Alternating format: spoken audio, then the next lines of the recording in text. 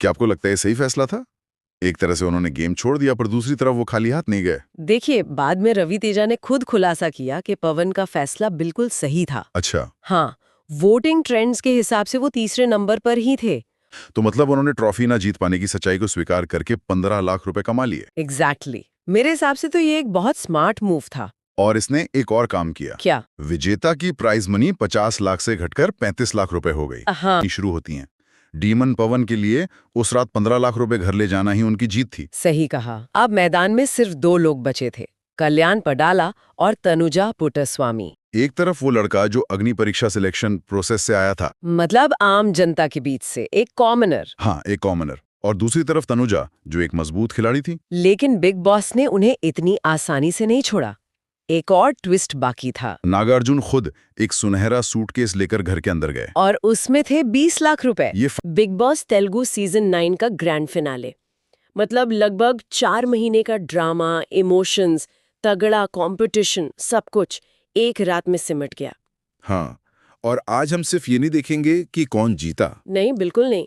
आज हम ये समझने की कोशिश करेंगे कि फिनाले की उस रात में आखिर हुआ क्या था। सही कहा। बिग बॉस तेलुगु का ये फिनाले इन सवालों के कुछ बहुत ही दिलचस्प जवाब देता है। तो चलिए इसे समझने की कोशिश करते हैं। चलिए शुरू करते हैं। तो फिनाले की रात की शुरुआत होती है होस्ट नागार्जुन की एंट्री से। और आते ही उन्होंने एक बहुत बड़ा दावा कर दिया। उन्होंने कहा कि ये शो के इतिहास का सबसे सफल सीजन है। और देश का नंबर 1 शो ही बन गया। हाँ, अब ये मार्केटिंग थी या सच्चाई, ये तो बहस का मुद्दा है। हाँ, लेकिन इसने स्टेज जरूर सेट कर दिया था। बिल्कुल। और उस स्टेज पर थे टॉप 5 फाइनलिस्ट: कल्याण पडाला, तनुजा पुट्टास्वामी, संजना गलरानी, इमैनुअल और डीमन पवन। और फिर नागार्जुन ने 50 लाख की बड़ी प्राइज मनी का ऐलान किया, जिससे दाव और भी ऊंचे हो गए। हाँ, और ये जो रकम है ना, ये फिनाले में एक बहुत बड़ा साइकोलॉजिकल टूल बन जाती है ना? सही कह रही हैं। ये सिर्फ एक इनाम नहीं है, ये एक तरह का लालच है, और बिग बॉस इसे बहुत चतुराई से इस्तेमाल करता है, जैसा हमने आगे देखा भी। बिल्कुल। और उस प्रेशर को और बढ़ाने के लिए उन्होंने फाइनलिस्ट को उनके पूरे सीजन की एक वीडियो जर्नी दिखाई। वो इमोशनल मोमेंट। हाँ, उसे देखकर इमैनुअल, तनुजा और संजना काफी इमोशनल हो गए। ये वो पल होता है जब उन्हें एहसास होता है कि वो जीत के कितने करीब हैं। और फिर एलिमिनेशन का दौर शुरू हुआ। पहले एविक्शन के लिए एक्टर मिका श्रीकांत घर के अंदर गए, और उन्होंने बड़े नाटकीय अंदाज में मतलब पहले एलिमिनेशन की घोषणा की। और आखिर में संजना गलरानी को बाहर जाना पड़ा। हाँ, लेकिन संजना के जाने से ज्यादा दिलचस्प थी उनके जाने से पहले कही गई बातें। क्या कहा था उन्होंने? उन्होंने कहा ये घर एक मंदिर जैसा रहा है, और बिग बॉस को अपना दूसरा डैडी तक बता दिया। अच्छा। लेकिन सबसे जरूरी बात जो उन्होंने कही वो ये थी कि वो चाहती हैं कि तनुजा जीते। और उसका कारण? क्योंकि पिछले 9 सीजन में कोई महिला विजेता नहीं रही है। ओह, ये एक बहुत बड़ा पॉइंट है। ये दिखाते हैं कि खेल सिर्फ इंडिविजुअल नहीं रह जाता, कहीं ना कहीं जेंडर पॉलिटिक्स और रिप्रेजेंटेशन की बातें फिनाले तक आ ही जाती हैं। सही बात है। संजना के जाने के बाद दूसरे एलिमिनेशन की जिम्मेदारी मिली एक्टर नवीन पुलिशेट्टी को, जो अपने मजाकिया अंदाज के लिए जाने जाते हैं। उन्होंने माहौल को थोड़ा हल्का किया। इस बार एविक्शन का तरीका भी काफी अनोखा था। वो रोबो डॉग वाला सेगमेंट। हाँ, घर के अंदर एक रोबो डॉग भेजा गया। पहले तो उसने सबका मनोरंजन किया, और फिर जाके इमैनुअल के बगल में खड़ा हो गया। और वही सिग्नल था कि वो अगले एविक्टेड कंटेस्टेंट है। वो काफी इमोशनल मोमेंट था, खासकर जब उनकी माँ ऑडियंस में रोती हुई दिखी। तो 2 एलिमिनेशंस के बाद टॉप 5 से अब सिर्फ टॉप 3 बचे थे: कल्याण, तनुजा और डीमन पवन। और यहाँ से गेम सिर्फ पर्सनैलिटी का नहीं रहा, अब ये सीधे सीधे रणनीति, नर्व्स और पैसों का होने वाला था। और इसी को परखने के लिए मंच पर एंट्री हुई मास महाराजा रवि तेजा की, पैसों से भरे एक सूटकेस के साथ। बिग बॉस फिनाले का क्लासिक ट्विस्ट। ये वो मोमेंट है जहां कंटेस्टेंट की असलियत परखी जाती है ना? बिल्कुल। ऑफर शुरू हुआ 7.5 लाख से, फिर 10 लाख और आखिर में 15 लाख रुपए।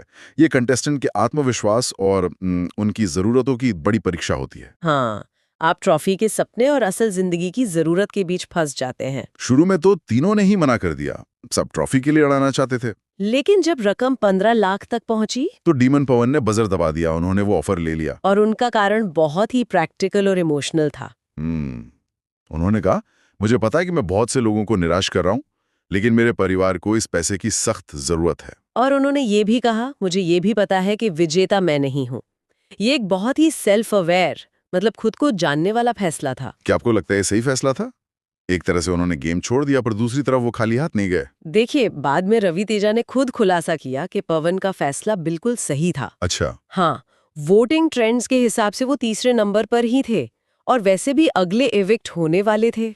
तो मतलब उन्होंने ट्रॉफी ना जीत पाने की सच्चाई को स्वीकार करके 15 लाख रुपए कमा लिए। एग्जैक्टली। मेरे हिसाब से तो ये एक बहुत स्मार्ट मूव था। और इसने एक और काम किया। क्या? विजेता की प्राइज मनी 50 लाख से घटकर 35 लाख रुपए हो गई। हाँ, ये भी है। मतलब एक कंटेस्टेंट का फैसला सीधा सीधा बाकी दो के अंजाम पर असर डाल रहा था। और यहीं से हमें जीत की अलग अलग परिभाषाएं दिखनी शुरू होती हैं। डीमन पवन के लिए उस रात 15 लाख रुपए घर ले जाना ही उनकी जीत थी। सही कहा। अब मैदान में सिर्फ दो लोग बचे थे, कल्याण पडाला और तनुजा पुट्टस्वामी। एक तरफ वो लड़का जो अग्नि परीक्षा सिलेक्शन प्रोसेस से आया था, मतलब आम जनता के बीच से एक कॉमनर। हाँ, एक कॉमनर। और दूसरी तरफ तनुजा, जो एक मजबूत खिलाड़ी थी। लेकिन बिग बॉस ने उन्हें इतनी आसानी से नहीं छोड़ा। एक और ट्विस्ट बाकी था। नागार्जुन खुद एक सुनहरा सूटकेस लेकर घर के अंदर गए और उसमें थे 20 लाख रुपए। ये फाइनल ऑफर था, लेकिन इसमें एक बहुत बड़ी शर्त थी। शर्त ये थी कि अगर कोई ये सूटकेस लेता तो विनर की प्राइज मनी 35 लाख से घटकर सिर्फ 15 लाख रह जाती। अरे बाप रे, ये तो बहुत बड़ा दाव था। बहुत बड़ा। मतलब आप 20 लाख लेकर निकल सकते हैं, लेकिन जो भी जीतेगा उसे बहुत बड़ा नुकसान होगा। और यहाँ हमें दो बिल्कुल अलग मानसिकता वाले खिलाड़ी दिखे। कल्याण और तनुजा दोनों ने इस ऑफर को ठुकरा दिया। कल्याण ने कहा, मैं एक साधारण बैकग्राउंड से आता हूँ, ये रकम मेरे लिए बहुत बड़ी है, लेकिन मैं इसे स्वीकार नहीं कर सकता। वहीं तनुजा का कहना था, ये सूटकेस लेने से मेरे फैंस निराश होंगे। ये दिलचस्प है। दोनों ने मना किया, लेकिन दोनों के कारण अलग अलग थे। एक ने अपने सिद्धांतों की बात की और दूसरे ने अपने फैंस के भरोसे किए। यहाँ पर दोनों ने पैसे के ऊपर ट्रॉफी और सम्मान को चुना। ये दिखाता है कि उनके लिए जीत का मतलब वो टाइटल था, न कि पैसा। डीमन पवन के फैसले से ये बिल्कुल उलट था। बिल्कुल। और दोनों ही अपनी अपनी जगह सही थे। और फिर वो पल आया जिसका सबको इंतजार था। नागार्जुन ने कल्याण पडाला को बिग बॉस तेलुगु सीजन 9 का विजेता घोषित कर दिया। और तनुजा पुट्टस्वामी रनर अप रहीं। घोषणा होते ही कल्याण फूट फूट कर रो पड़े। एक कॉमनर की जीत थी, जो कई लोगों के लिए बहुत बड़ी बात थी। और तनुजा ने भी बहुत अच्छी खेल भावना दिखाई।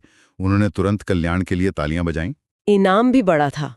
35 लाख की प्राइज मनी तो थी ही, ऊपर से एक स्पॉन्सर ने 5 लाख और दिए। तो हो गए 40 लाख। हाँ, और साथ में एक चमचमाती कार भी मिली। और जीतने के बाद कल्याण के जो पहले शब्द थे, वो भी काफी मायने रखते हैं।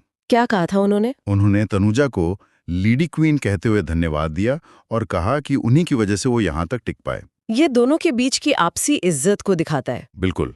तो यहाँ तक तो कहानी बड़ी सीधी लगती है ना? एक आम आदमी आया, खेला और जीत गया। लेकिन असली गहरी चर्चा तो अब शुरू होती है, जब हम फैंस के रिएक्शंस देखते हैं। सही कहा। शो से ठीक पहले स्क्रीन ने एक्स पर एक पोल किया था और उसमें 64.6% वोटों के साथ कल्याण पडाला क्लियर विनर दिख रहे थे। तो उनकी पॉपुलैरिटी में तो कोई शक नहीं था। लेकिन फिनाले के बाद सोशल मीडिया पर एक अलग ही बहस छिड़ गई। हमारे सोर्स में एक्स पर @नेनुजगदेश नाम के एक यूजर का जिक्र है, जिन्होंने एक बहुत ही दिलचस्प विश्लेषण पोस्ट किया। क्या था वो? उनका कह रहा था कि अगर सिर्फ परफॉर्मेंस की बात करें तो संजना और इमैनुअल कल्याण और डीमन से कहीं ज्यादा प्रभावशाली थे। अच्छा। लेकिन उन्हें वोट इसलिए कम मिले क्योंकि उनके पास एक मजबूत पीआर सपोर्ट नहीं था। ओहो, यहाँ से हमारी शुरुआती बात वापस आ जाती है। खेल घर के अंदर का या बाहर का? ये तो एक बहुत बड़ा आरोप है कि जीत पीआर टीम तय कर रही है, न कि कंटेस्टेंट का गेम। हाँ, और उस यूजर ने एक और दावा किया। उनके मुताबिक डीमन पवन को तीसरे स्थान तक लाने में क्रिटिक्स और रिव्यूअर्स का बड़ा हाथ था। कैसे? क्योंकि उन्होंने बार बार उनकी गरीब पृष्ठभूमि और उनकी भावनात्मक कहानी पर जोर दिया।